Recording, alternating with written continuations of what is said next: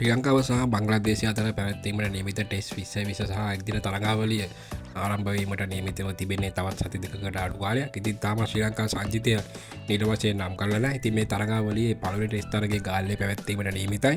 ඉතින් එම ටෙස්ට් තරගයේ අනතුරුව ශ්‍රී ලංකාවෙන් බිහි වූ සුපිරි ක්‍රීඩකයෙක් වන ඇන්ජලෝ මැතිව්ස් ජාත්‍යන්තර ටෙස්ට් ක්‍රිකට් පිටියෙන් සමු ගැනීමටයි නියමිතව තිබෙන්නේ.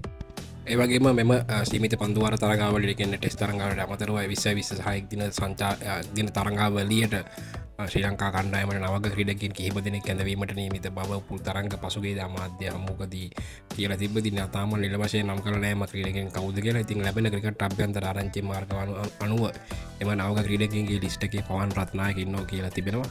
ඉතින් ඔහු තාමත් ශ්‍රී ලංකා වෙනුවේ ජාත්‍යන්තර ක්‍රිකට්ට හිමි කරගෙන ඔහු කාලක් තිසේ නියෝජනය කරේ ශ්‍රී ලංකාය කණ්ඩායම සහ නැගිගෙන කණ්ඩායම. ඉතින් එම කණ්ඩායමේ සිටිදී දැක්වූ දක්ෂතා හේතුවෙන් ඔහු නැවත කණ්ඩායමට කැඳවීමට නීමිත බවයි ලැබෙන තොරතුරෝලින් සඳහන් වෙලා තියෙන්නේ. ඉති පවන් රත්නායක ජාතික කණ්ඩායමට කැඳවීම පිළිබඳ ලාංකීය ක්‍රිකට් ප්‍රේක්ෂක විදියට ඔගොලොන්ට හිතෙන මොකද ඉතින් ඔගොලොන්ගේ වටිනා අදහස් පහලින් කමෙන්ට් එකකින් දක්වාගෙන යන්න.